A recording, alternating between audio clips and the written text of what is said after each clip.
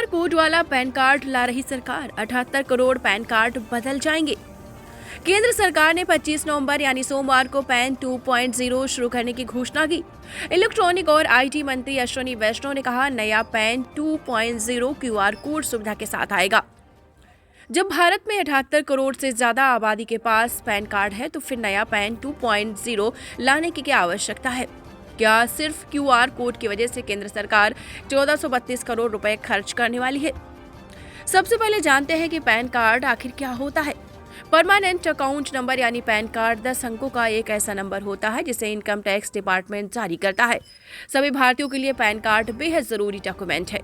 ये पहचान पत्र के साथ वित्तीय मामलों में भी इस्तेमाल किया जाता है।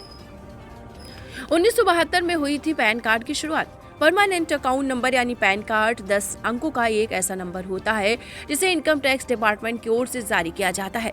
सभी भारतीयों के लिए एक पैन कार्ड बेहद जरूरी डॉक्यूमेंट है। ये न सिर्फ पहचान पत्र के तौर पर इस्तेमाल होते हैं बल्कि इनका उपयोग वित्तीय मामलों में भी होता है। पैन कार्ड को 1972 में इनकम टैक्स के सेक्शन 139A के तहत जारी किया गया था।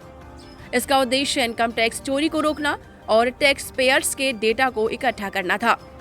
शुरुआत में इसे टैक्स पेयर्स और इनकम टैक्स विभाग से जुड़े लोगों के लिए जारी किया गया था। 1990 के दशक में पैन कार्ड को सभी व्यक्तियों और कंपनियों के लिए अनिवार्य किया गया। पैन कार्ड से इनकम टैक्स दाखिल करना आसान हो जाता है। बैंक खाता खोलने और वित्तीय लेन देन के लिए जरूरी है। किसी भी बैंक या फाइनेंस कंपनी से लोन ले सकते हैं। विदेश यात्रा के दौरान पैन कार्ड की आवश्यकता होती है। आधिकारिक पहचान के रूप में इस्तेमाल किया जाता है। पैन कार्ड में 10 अंकों का एक यूनिक कोड होता है जिसे अल्फा न्यूमेरिक शब्द और नंबरों में जारी किया जाता है। पहले 5 शब्द अल्फा यानी अंग्रेजी के होते हैं और ये A से Z के बीच कोई भी हो सकते हैं। पहले 3 अल्फा में पैन कार्ड का सीरियल नंबर होता है। चौथे अल्फा में व्यक्ति या कंपनी की पहचान की जाती है। अगर पैन कार्ड किसी व्यक्ति का है तो P लिखा होगा और अगर किसी कंपनी का पैन कार्ड है तो C लिखा होगा। 5वें आखिरी अल्फा में सरनेम का पहला अक्षर इस्तेमाल किया जाता है। इसके बाद पहले अगले 4 न्यूमेरिक कैरेक्टर नंबर होते हैं। ये इनकम टैक्स विभाग की सीरीज को दिखाते हैं। 10वां यानी पैन नंबर का आखिरी अंक अल्फाबेट होता है। ये एक चेक डिजिट होता है।